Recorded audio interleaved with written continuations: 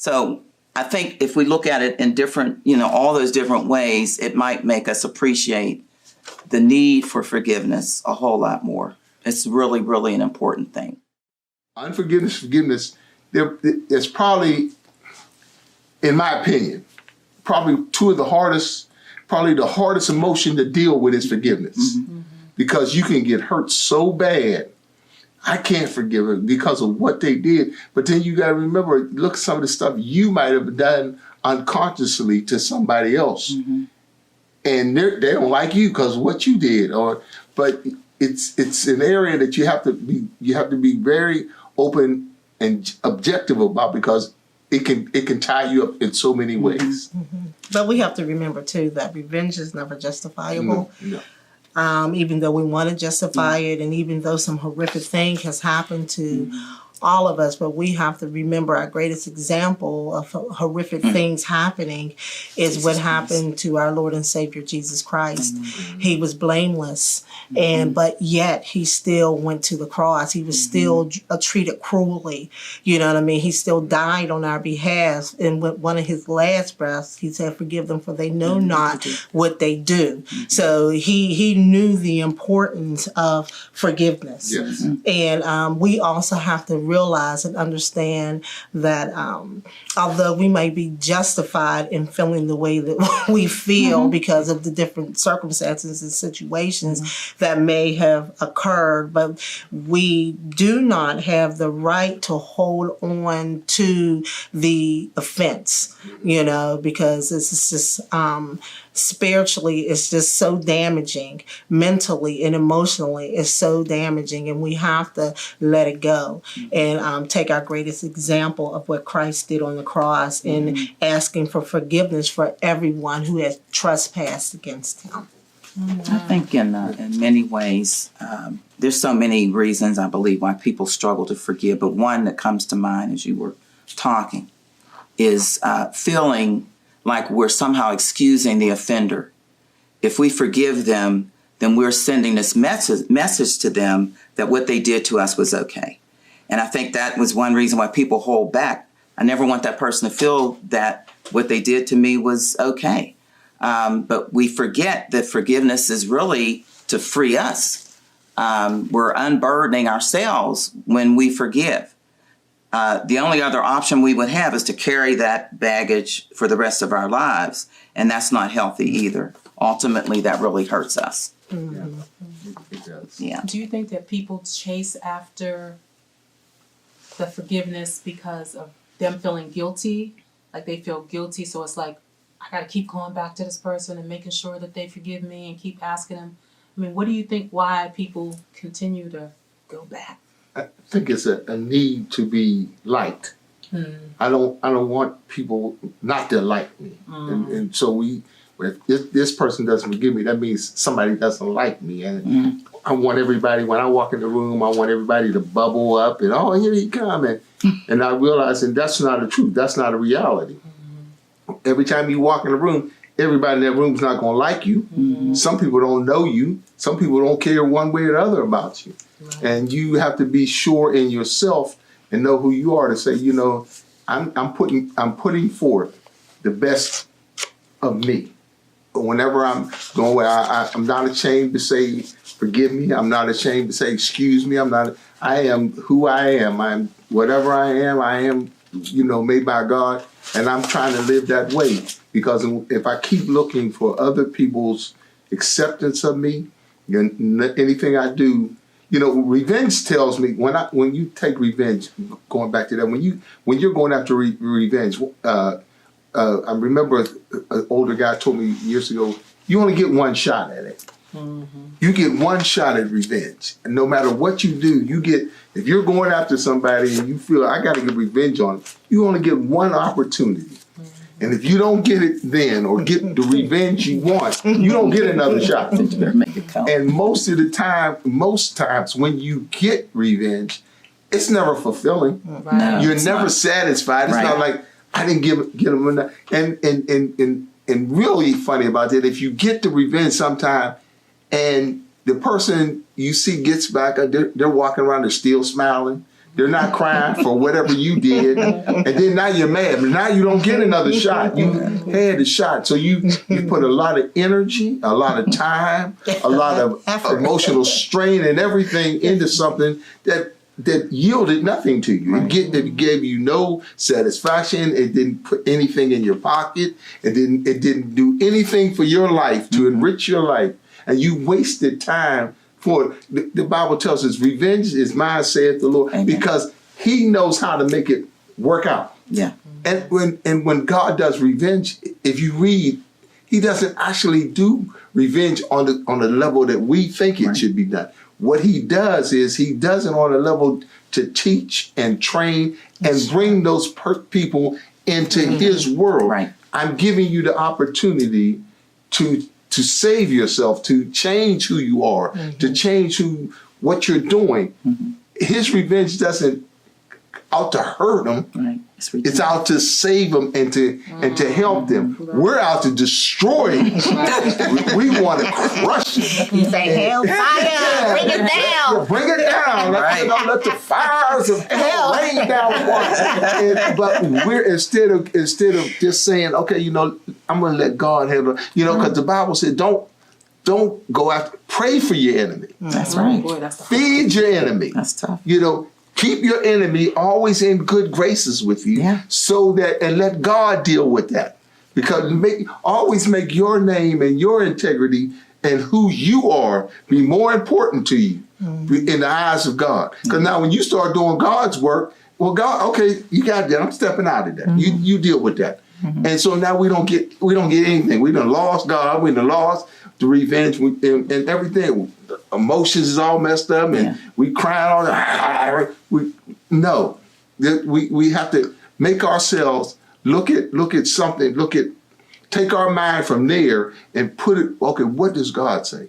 Filter it through His Word and let His Word deal with that issue, and we'll get a more satisfying return on whatever it is we want to do. Can I say this one part that I think that a lot of times people feel guilt and self-forgiveness and allowing to accept the forgiveness that God has given to you and to forgive yourself for what you have done. Sometimes people just can't let it go because they just simply cannot forgive themselves for what they have done. So it eats at them. So they're going back.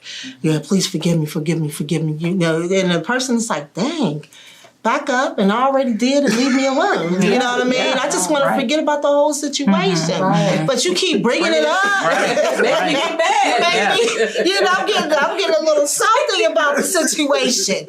I told you I forgive you, leave me alone. And, we really don't have a relationship anymore. Back off of me. I forgave you. So a lot of times it's just simply just guilt. I agree. But it's a tool the enemy uses to keep us in bondage. You know what I mean? You have to believe that God has forgiven you, forgive yourself, change your character, allow God's word to transform you, renew your mind so you don't never repeat the same mistake you did before. You know what I mean? Leave the person alone and say, I just got to leave you alone. And I've been in that situation too where I just feel so guilty. I'm like, I just feel so guilty. I hope that person, should I go to him again? Should I not go to him again? They was a little irritated last time I went to go talk to him. I called them on the phone. They told me don't call them anymore. But I keep calling them because I feel so guilty. Just forgive yourself. Love yourself enough. Believe what God's word said for them is also for you. And forgive yourself and move on. And allow God to use you and your life as a living testimony and free someone else so they don't make the same mistake you made. Amen. All right, so this is Journey to Freedom. We just want to tell you that you need to forgive. Forgive those that have trespassed against you. Forgive yourself. Know that God loves you. God bless you. This is Journey to Freedom.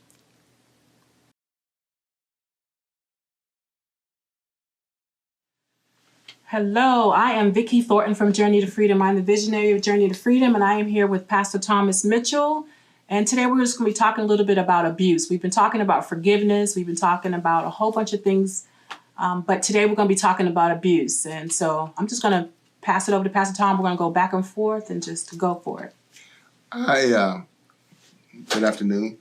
I was, the other day I was doing some reading and just studying and just looking at different things going on in the world right now. And one of the things I would, have noticed about how much abusive behavior is taking place all across this country. I'm not just talking about to women, but children too. I mean, it's just exploding more or less. And I hate to use that word, but I couldn't think of another word. But how much abuse is going on and women are really suffering abuse. And I'm watching how men are making so many decisions when it comes to the abuse of women. And I'm saying, well, why aren't these men consulting with more women? I mean, more women are speaking out about it, but then the decisions are made towards with men making those decisions. And so I was looking at how abuse is just so rampant in this country, but I was looking at how in the church we have to be more sensitive to women that are being abused in church. Some women are coming to church and they're looking for God and they're looking for peace and they're looking for rest. And the church doesn't know how to respond sometimes, or it's not responding in the right way, or it's not giving avenues for those women to come into the church and say and talk to different people, talk to pastors, or especially and hopefully more women pastors to talk about what is going on with the abuse. And so I was looking at that and see abuse is just not physical. Right. It's verbal, it's sexual, it's economics, it's just tearing. Abuse is tearing somebody down and just taking them away from who they are. And it's hurting me to watch it go on. And I pray for my nieces and all the women in my life that are close to me. I pray for them constantly because I don't want them to suffer that. But I'm praying for all women, period, about how the abuse is just going on and how they have to deal with it.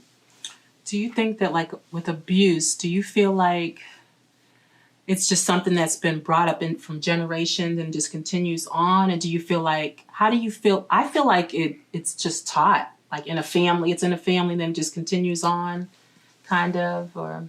It is taught. I happen to know a family, one of the sons was real close to me, and he was younger than me, but he was real close. I was like his uncle, and I noticed over years he was real nice, did everything for me. There was no way I was thinking anything was wrong with him, and I came to find out that he was abusing one of his younger cousins, and when it all came out, here to find out his father had been sexually abusing him. Wow. And I was talking to his sister one time, and they were mad and they were upset about how this had went down. He was in prison now. And I said, but you have to understand, he's going to come out of prison. He's still your brother. And you know what happened to him. Somebody has to help him. It's not a question of, what he did was wrong. Nobody would take that away. But we have to look at even those that have done it. Why did they get to that point? And unless we can find out the tipping point, the point where people go off to that or just start doing that, then we're still going to have it because it's happening. Even though we got laws on the books, we got protections for our children, we got all these different things for against abuse, but it's still not stopping. It's not slowing down. The statistics say it's still a high priority, a high crime. So what do? We have to find out from those who have committed the act, what brought you to that? Right. Were you abused as a kid? Were you taught these things? Did they happen to you? Did you see them in your own? We have to find out. The one of the things, and I don't care whatever you're doing, even in war, you have to talk to your opponent. I have to know what's on your mind in order to deal with it. How are you thinking? What's right for you might be wrong for me, but until I find that out, I'm assuming everything you're saying is wrong. And it might not be wrong. It might just be a difference of culture. It might be ethnics. It might be economics. It could be a whole lot of different things that make you think one way. It makes me think another way. So I have to talk to people to find out. So I told his sister, when he comes out, we have to talk to him. We have to find out, okay, your father did this, but what in your life, once you knew it was wrong when your father, what made you think it was okay? You knew it was wrong because you kept hiding it. You did it for years. Nobody knew it, but your father got away with it because you never said nothing. And the father was actually abusing him and his sister. He was abusing both children. The wife had long divorced him, but when they would go stay with him, he would abuse them. So we have to talk to people because look how many women are hung up in the fact they can't leave because of economics. Right. They can't. They're stuck. Or how many women they hear the forgive me, and they take them back. Right. He's beat them up, but then now he buys them a piece of jewelry, or he pays a bill for him, and gives him some money. Oh, baby, I'm sorry. He does the whole romantic thing, and they take him back. Yeah. So we have to talk to everybody involved in it. What makes you think this is okay? Right. Or what got you to this point? So I think, I mean, with abuse, you have to, I think if you don't go to the source of it, it's going to keep on going. Yes. And it seems like people, we're just, for some reason, it seems like society, even though it's a bad thing and they put people in jail for it, they really haven't come up with a treatment or anything to try to help them. Is there a treatment? Right. Is there a treatment for this kind of thing that happens? Because there is so much of it that's happening, and not just with molestation, but with rape and all these other kinds of things that are going on, that what would make you do these things? And then how can we help you? Or how can you maybe use what happened to you to help somebody else to stop them from doing it and help maybe some other young boys and teaching them, or young girls, or someone teaching the girls, hey, this is what you need to look out for, and all these kinds of things. And I just don't understand how we don't. It's an interesting 2019 thing. and we still ain't got it yet. People wanted to stop, but the people that are involved in it they have no one to talk to. Yeah. That's true. So there's no way to break the cycle, because the people we need to hear from can't talk without being chastised or whatever, or ostracized or whatever. So we can't talk to them. So we're not getting any new information. That's true. All we're hearing from people is wrong. Right. Lock them up. But you're not stopping the problem, because you can't talk to the guys. I was talking to a friend of mine yesterday, and we were talking about how many guys are in prison, and they're staying in prison or doing whatever because if they come out, who's going to help them? Some of them are recommitting crimes so they can stay in prison just because they don't want to come out here, because who are they going to talk to? Who's going to keep them from doing whatever they did, or how do they stop? Because they can't go tell anybody. Right. We've done prison ministry, and we go and we've met a lot of sex offenders in prison, and some of those guys you would never know they're sex offenders because of the way of their actions, and they talk right, and they always treat us right, but they're doing long time sentences for sexual abuse or whatever. So it's when we're talking about abuse, and we're talking about sexual abuse, and we're talking about all those things, we have to talk to them with some type of compassion to say, okay, I'm not condemning you. Whatever you did, I can't condemn you for. That's not for me. But what I need to do, where did it start for you? What triggered you to say, okay, I'm going to do this? And if we can find out, maybe it did start at home with abusive fathers. Or maybe we need to be more conscious about checking on homes, or the teachers being more open to hearing what the children are saying about what's going on in their home. Now, I believe they have a law now that if you know a child is getting abused, or somebody's getting abused and you don't report it, you can be held liable for that. Mandated reporters.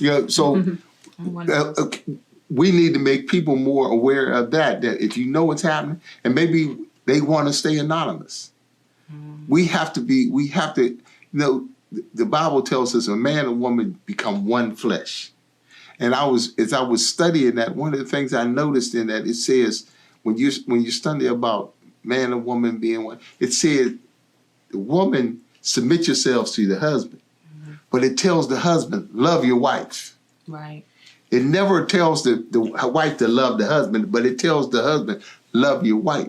And if you get real intense to that study, and I heard a pastor say this, and I believe it too, is that if the husband loves his wife and he does the right things by his wife, and he goes after his wife, she will in turn love him.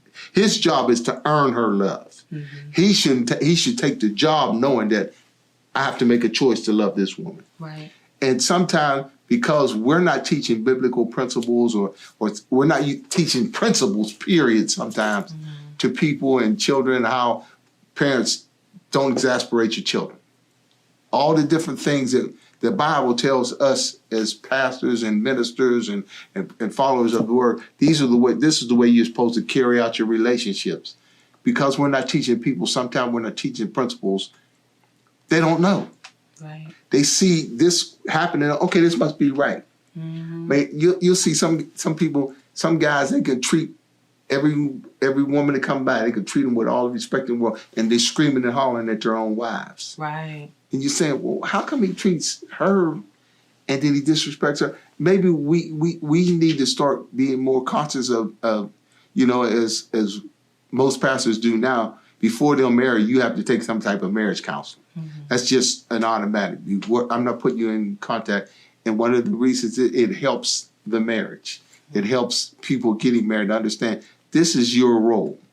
I counseled my niece and her husband in marriage one time, and when I got to like the last couple of weeks, I was going to tell them, say, y'all are not ready to be married. No, this is not going to work.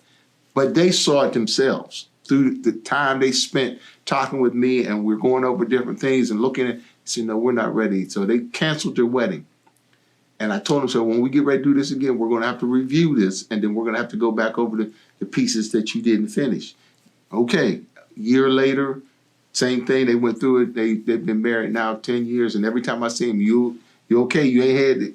And they said, we're okay because of the tools that we gave them to work with when we were getting them ready for marriage. Sometimes people don't have tools to be parents, and people don't have tools to be husbands. But they're taking a job that they're not ready for. Yeah, I think that's what it is. Yes, and I think if we can start helping people with the tools, find out where they need the tools, we can help. And we cut down to all the other pieces. I think so. I think giving everyone the tools and education and the kind of society that we live in with the, Google and, people be Googling everything.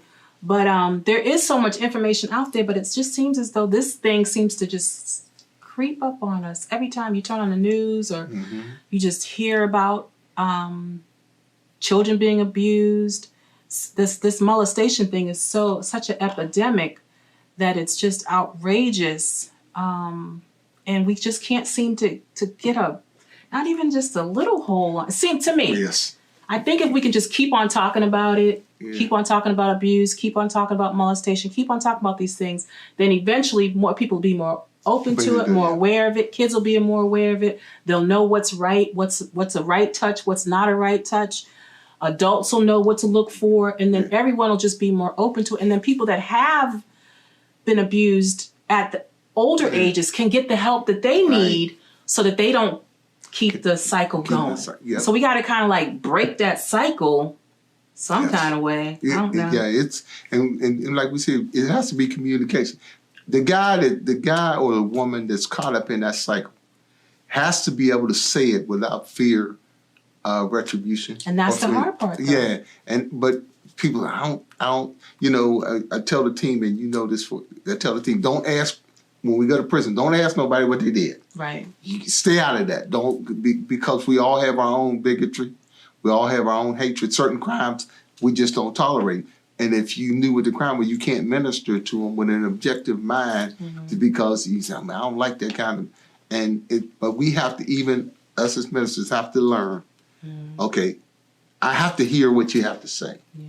And if I even though I might dislike it, I might hate it with all my everything in me. And it might be something that just really disgusts me. I have to be able to put on a poker face. I have to be able to open my ears up and listen. And if we all can start doing that, when we get to those people, we can find out things that can crack that cycle, because we can say, okay, when this child was an example, this child is 10 years old. He saw X, Y, and Z. And so from that point on, he began to say that's, because most of the things that happen in your formative years. Right. So if I can stop it, say, well, when he started on this journey right here at this point, these things began to happen. Right. So maybe if I can say, okay, now we need to start educating parents and educating teachers and educating, even making it in school. They teach kids in school right now how to call 911 if your kids are abused, if you're abusing your kids. Okay, well, let's start teaching kids how to help them through when they're being abused. What do they need to do? Who do they need to call? How do they need to, and we can't hold it against them, and we really can't punish the parents right now. Why are you doing this to your child? Right. I need information. I can't get mad. I can't get information if I shut down. Right. And I can't change nothing until I hear everything. I have to be able to get all the information, know, and then look at it and be able to diagnose a problem or know how to at least work with it. Yeah. And I think that we've always said, like most people say, a lot of people say, like, whatever happens in this house stays in this house. Yeah. And we got to kind of try to get out of that. Yeah. Of really saying, okay, well, no, it doesn't stay here. We got to figure out what we need to do to fix what's going on in this house so that we can all live in a better community. Yes. And future for our grandkids and great grandkids and all that kind of You stuff. can't even send your kids out anymore. Every time your kids get ready to go anywhere now, before if I would say, oh, Mom, I'm going down the street, go down to Joe's house. Okay, call me when you get there and tell me when you're. Now, who's Joe? I got to know, the parents got to know Joe. I got to know their mother. I got to know their father. Who lived there? Who lived their there? brother? Who else is coming there? Yeah. What does the father do for a living? I mean, I got to go through a whole background check before I release my children to anybody. Coaches, I need to know everything I can just because of who's who now. That's People true. in master's degree, doctorate degree are some of your worst offenders. So it's not a matter of what you do in education. It's a matter of, okay, what happened in your life. In your childhood. Yes. Yeah. Thank you, Pastor Tom. You're welcome. All right, this is Journey to Freedom. Thanks for watching. God bless you.